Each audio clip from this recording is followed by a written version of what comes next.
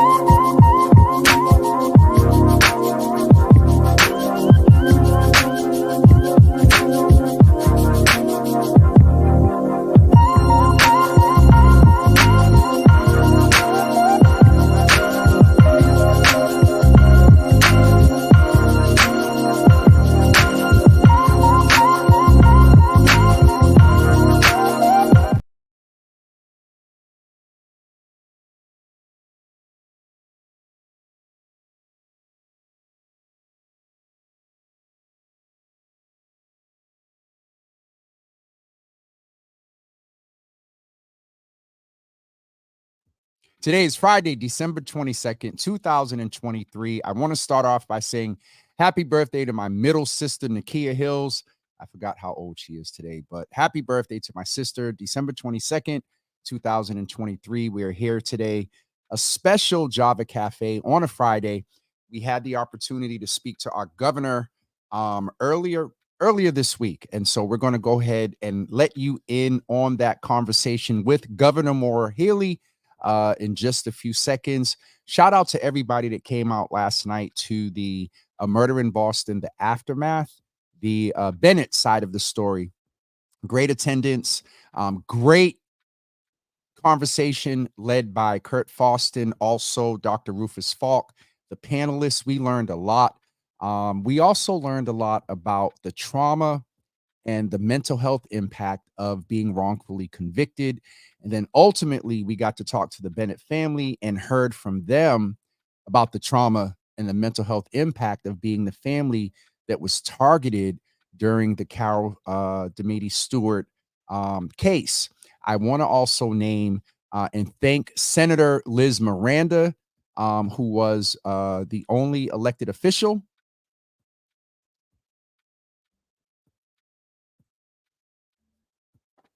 from our area that found time to attend. I did get a phone call from Steve Tompkins, who said he would try to make it, but policy is huge in this space of criminal justice reform. And so I'm not going to go there. I'm going to let you guys go ahead and listen to our governor, and we will see you after that conversation.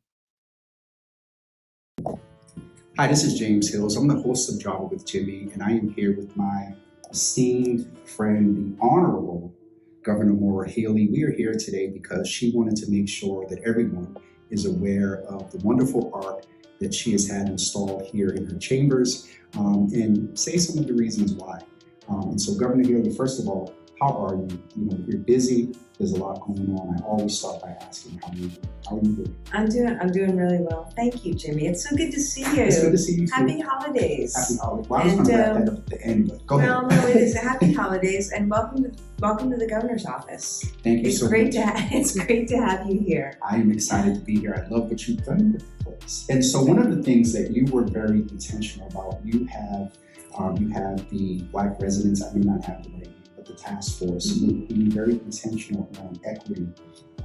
What was your intention around what we're getting ready to look at? Our camera person can pan in. We have a wonderful photo here, and I'm curious to how you made the decision and the selection, and how does the photo speak to you?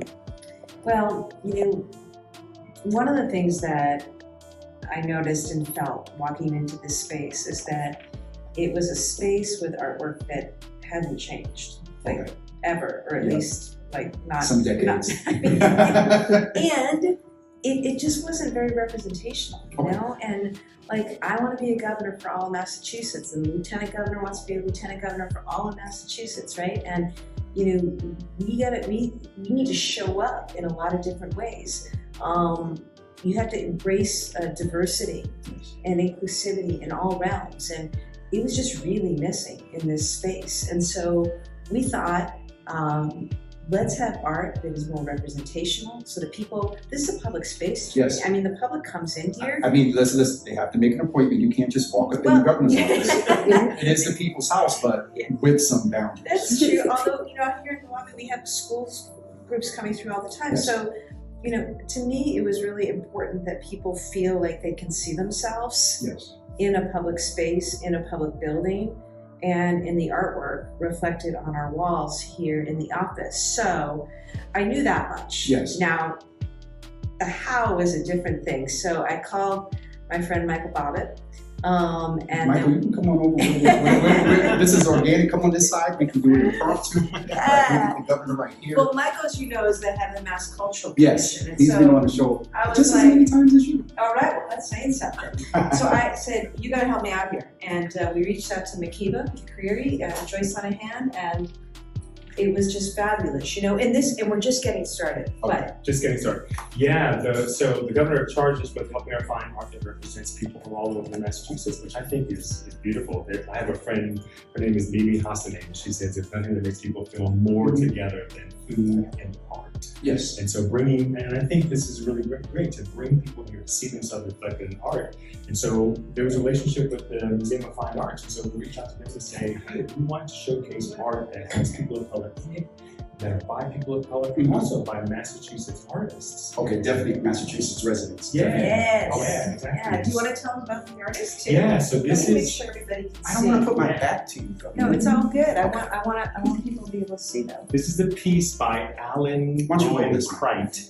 Alan Roy Crite, and it represents people in a corner in Boston, and I don't know if it's called Tremont Square, but it's Tremont. And I think what I love about it is that we see dignified, well-dressed, Yes. fine-looking Black people Yes. living life and enjoying life. And I think when we pared down the list that we got from the NFA, we looked for pieces that showed Black people in everyday life, enjoying life. So much of our art that's about us, Yes. typically focuses on trauma. Mhm. This focuses on something that is a lot more elegant. So I just think it's lovely. Just like Hannah's pocket Yeah. and just looking snazzy. Got the cuffs and You got everything. the cups and everything. Yeah, I So love it. There's another one over there as well. We're just going to walk over. We're Yeah. doing this sort of organically impromptu, guys. And so, Governor, this one here. Oh, over here. Come right around. That one I was getting Yeah. ready to recognize. Yeah. That's a much more famous, well-known It's an movie. iconic, But yeah. is it this one here? Yes. Yes. So, By Robert Freeman. So my first impression is, I don't know if we had the pleasure of going through the 12th Baptist Church archives. This looks like back in the 30s and 40s. I'm not sure that far back, but that was my first impression. And so, Governor, this one, and then we're going to hear how Michael selected it, but what is this painting say? The painting's called Black Tie, and what I am struck by in this painting is like, they're all looking at you, Yeah. It's like the gaze is really pronounced. Okay. And they're sort of inviting you in and also sort of checking you out. A little bit of accountability. That was the word I was thinking. And I like that. Okay. So really, really pleased to be able to hang this here. It's also big. It is. Which, because we want people to be seen. So Yes. I love that as soon as you walk through the door of the office, It's the first it's thing. the first thing you see. Absolutely. Michael, this selection, and shout out to our sister Makiba McCreary. We're going to turn back this way so we can get you on camera. But the selection of this photo, what is the history behind it? Who is the artist, and what does it say to you? Well, as the governor mentioned, this is called Black Tie by Robert Freeman, who is again a Massachusetts Oh, yes, artist. Yeah, and again, I think what is lovely is that it is a bit of accountability. It is Yes. a reminder that these are the people you're working for. Mm. And again, I love the connection between the two of them together. They're showing Black people in very dignified places.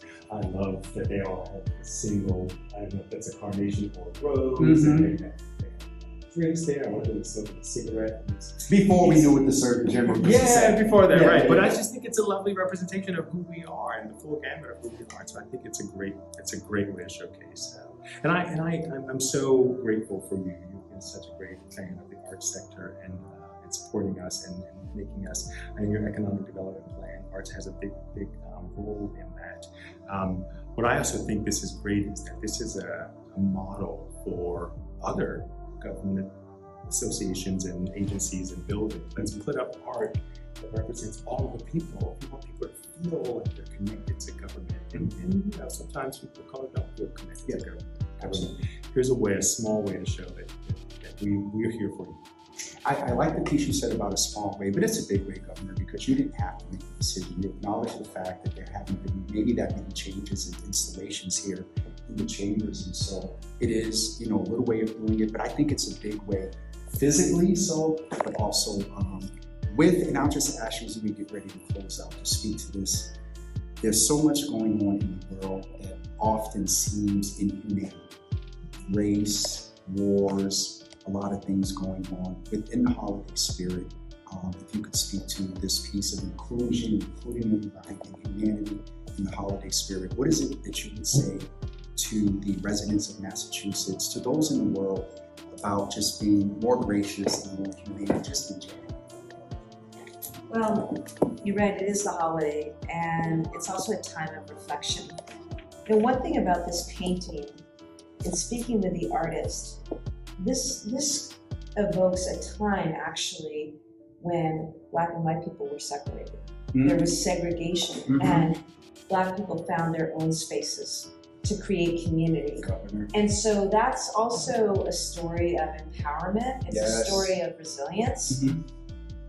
And it's a story of, and now here that painting is here in the People's House, in the governor's office, and people need to be heard and seen and felt in the halls of power, and we get that through art. And so much of this comes, I think, in this time that we're in right now, where there is such challenge, there is such pain, there is such hardship. There are too many who will go to bed hungry tonight. There are too many people dealing with serious mental health issues and issues related to alcohol and drugs and addiction. And there's poverty, right? And then there's this, this rise of just hate and vitriol, a rise of white supremacy, right? A rise of anti-Semitism, Islamophobia, transphobia, right? My message is like, let's just be our better selves, rise above it, demonstrate resilience, demonstrate empathy, understanding, try to see each other through the eyes, the lens, the experience of the other. I mean, we only walk in our own shoes, right? But that's sort of what empathy is about, right? Try to put yourself in somebody else's shoes. And she's preaching a lot. If we can do more of that this holiday season, we are going to be stronger neighborhoods, stronger communities. We'll be a stronger Commonwealth, we'll be a stronger country. That's my hope. Thank you. You would say also throughout the year, we give sensitivity this time of year, but if we did that throughout the year, we would be in a much better place. I mean, we need love 24/7, 365 days a year, and it's important to remember that, I think, especially in a job like politics, where there's a lot of rough and tumble, and there's a lot of fast moving, and there's sometimes hurt feelings, and it's just in dynamics. It's just like, remember what matters, right? And let us all try to fill ourselves each day. And sometimes it's hard, Jimmy, right? Yes, ma'am. We get frustrated, stuff happens. Yes, ma'am. But find that love within ourselves and find that love to give to other people, because you always get way more back than you put out. I like that. Governor, I'm going to give you some love. Hey, thank you. Happy holidays. Same to you, Jimmy. Happy holidays to you and to all your listeners. Thank you so much, and we'll be tuning in. Tune in to Javo. Jimmy, we'll cut that part off. Governor, we're done. There's two things they ask you to do. One is they want you to do a recording for Logan Airport. Which I've heard. I'm sorry, I'll change it. It's so boring. I need a new message. The other thing is, the tradition is you hang a portrait of a former governor. And as you know, come on, I'm the first woman elected. I'm the first gay person elected. And I don't know, I was just kind of reaching, and so I decided to do what I always do, Jimmy, when I don't know what I want to do. I did an essay contest for kids. I was like, let them think about this. So we received hundreds, a couple, right? We got several dozen essays. And we were reading through them, and then there was one that just clearly was it. And it was from a group of students, friends from Holyoke, Springfield, and Amherst. They came together and they said, Governor, don't hang a portrait of a governor, hang a frame. And let that frame represent everyone who is not seen, not heard, not walking the halls of power in the State House. And when you walk in every morning, look at that and let that drive your work. And then the other thing they said is, don't look to the past. Why are you looking to the past for inspiration? Look to the future. And set your own inspiration. And so now when students come in, a lot of them will take pictures, of themselves, and then they'll superimpose themselves in that frame. Make sure y'all get a picture of the frame. Which is exactly what we want, right? Because, see it, be it, and that's why that frame hangs there. It just further speaks to, I like your approach. I like that it is a little, and folks will get this, it's a little bit, I'm going to do what I want to do and set your own trend. At first, you're so humble. I thought it was because no one has ever done it like you before. You are the first, but I think mixed with that, it's just really, the way that you move is really good and it stands out a lot. So I appreciate it. Just another, affirmation that you made the right choice when you elected your governor. Well, thank you. Hey, I could say that for my whole team, LG, and everybody across the board. Everybody and please tell the operates that way. I will. Don't maybe not tell her, because whenever I see her, we kind of, it's good. Yes, it is. Yeah. We have a good time. Yeah, so. She's great. She's great. She wishes you happy holidays too. Thank you.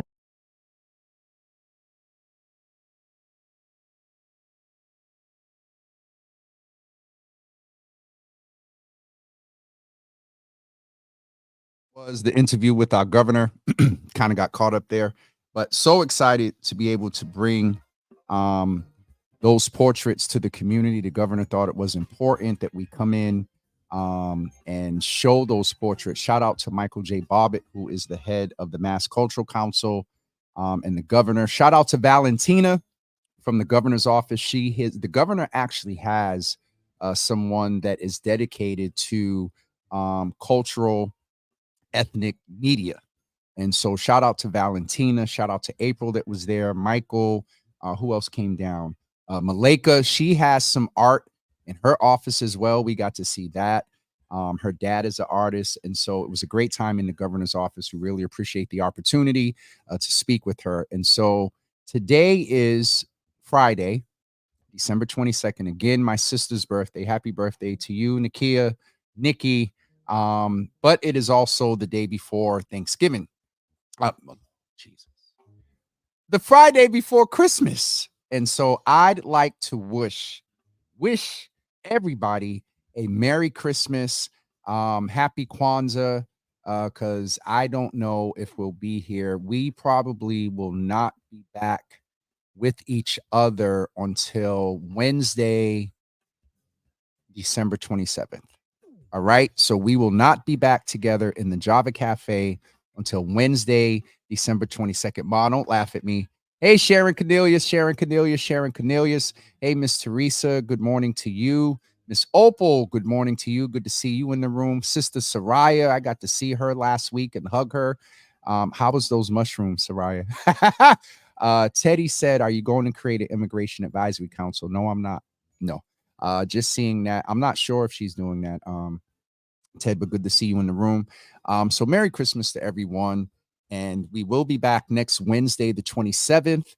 We will not be here on the 26th.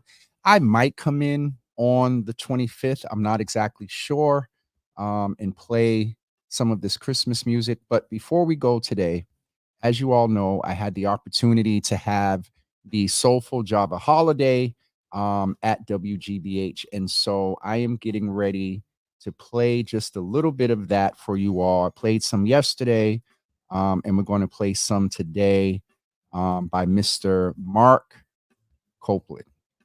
And I'm going to get that for you in just a second. I think I got it queued up. Ladies and gentlemen, Mr. Mark Copeland, I am dreaming of a white Christmas.